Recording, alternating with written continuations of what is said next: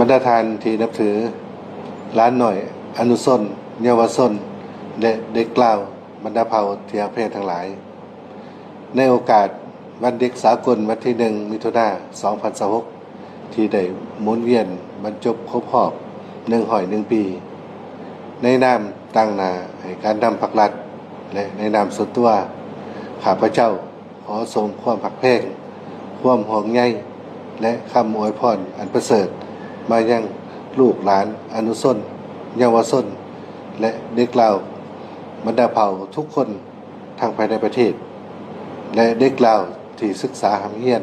และอาศัยอยู่ต่างประเทศการเฉลิมฉลองวันเด็กสากล1มิถุนายนในทุกๆปีเป็นวันแห่งความสุขและความเบิกบานมวลซื่นของเด็กทั้งเป็นโอกาสที่ทั่วสังคมได้ร่วมกันทบทวนและยืนยันความสำคัญของการส่งเสริมและปกป้องสิทธิเด็กสร้างสภาพแวดล้อมที่ปลอดภัยอบอุ่นและเป็นมิตรเพื่อให้เด็กทุกคนได้เติบใหญ่อย่างมีคุณภาพเด็กน้อยทุกคนแม่นความหวังแม่นกำลังสำคัญและอนาคตของศาสตร์เป็นผู้สืบทอดและเป็นกำลังหลักแรงในการพัฒนาประเทศในอนาคตดังนั้นการดูแลปกป้องเด็กและสร้างโอกาสให้เด็ก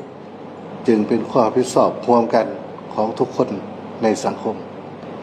สำหรับสปป.ลาวการเฉลิมฉลองวันเด็กสากลได้ดำเนินเคียงคู่กับวันปลูกต้นไม้แห่งชาติเพื่อปลูกฝังให้เด็กมีความรับผิดชอบหักในการปกปักรักษาธรรมชาติและสิ่งแวดล้อมตั้งแต่ยังน้อยเด็กเปรียบเหมือนต้นกล้าที่ต้องการดูแลอบรมสั่งสอนจากพ่อแม่ผู้ปกครองครูอาจารย์และสังคมเพื่อสร้างภูมิคุ้มกันให้เด็กห่างไกลจากสิ่งบ่ดีสร้างให้เขาเจ้าเติบใหญ่เป็นทรัพยากรมนุษย์ที่มีคุณภาพ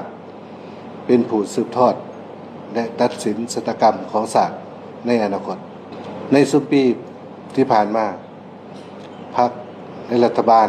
ได้เอาใจใส่อย่างตั้งหน้าต่อการพัฒนาเด็กลาวทางด้านสุขภาพโภชนาการศึกษาส่งเสริมความเสมอภาคกระโอกาสให้เด็กหญิงเด็กชายและการคุ้มครองสิทธิเด็กถึงอย่างไรก็ตามพวกเขาเห็นว่ายังมีเด็กจำนวนบ่น้อยโดยเฉพาะเด็กที่อาศัยอยู่เขตชนบทห่างไกลโศกดียังประเสริฐกับสิ่งท้าทายต่างๆเช่นความทุกข์ยากการออกโรงเรียนการใส่ความรุนแรงต่อเด็กการแต่งดองก่อนไปอันควรการใส่ให้งานเด็กปัญหายาเสพติดการเปลี่ยนแปลงดินฟ้าอากาศภัยพิบัติและอื่นนอกจากนั้นในยุคที่มีการนำใส่ดิจิทัลเฮ็ดให้เกิดมีความเสี่ยงจากการนำใส่อินเทอร์เน็ตและสื่อสังคมออนไลน์ฉะนั้นพวกเราต้องความมือกันในการพัฒนาให้เด็กลาวมีความรู้มีทักษะนำใส่เทคโนโลยีอย่างสร้างสรรค์และปลอดภัยพร้อมทั้งสร้างภูมิคุ้มกันให้เด็กรู้จักปกป้องตนเองจากสิ่งที่บ่ดีคณะกรรมการแห่งชาติเพื่อความก้าวหน้าของแม่ยิ่ง